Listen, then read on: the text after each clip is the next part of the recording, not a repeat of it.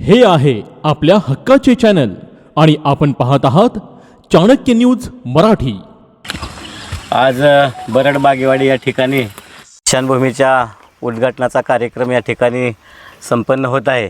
त्या उद्घाटनाच्या प्रसंगी बरड गावातील ग्रामस्थ तसेच बागेवाडी गावातील सर्व ग्रामस्थ या ठिकाणी उपस्थित आहेत।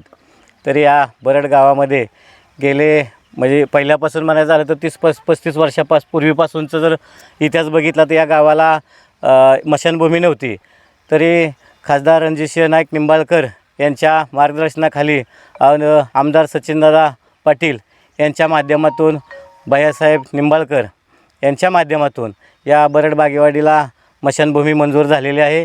त्याचा शुभारंभ आज या ठिकाणी झालेला आहे। तरी फलटण तालुक्यातील असंख्य गावामध्ये आमदारांच्या माध्यमातून विकास कामे मंजूर झालेली आहेत। तर गेल्या 8 दिवसापासून प्रत्येक गावागावामध्ये उद्घाटनं चालू आहेत। काही दिवसामध्ये या भागातील वाडी वस्तीच्या रस्त्याची उद्घाटन होणार आहेत। तरी आम्हाला अभिमान आहे की फलटण तालुक्यामध्ये माजी खासदार रणजितसिंह नाईक निंबाळकर यांच्या माध्यमातून अतिशय घोडदौड पद्धतीने विकास कामं चालू आहेत।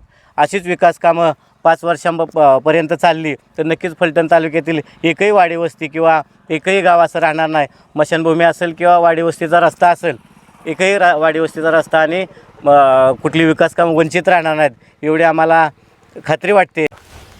मी ग्रामपंचायत सदस्य 2002 ते 2007 असं 10 वर्ष होतो।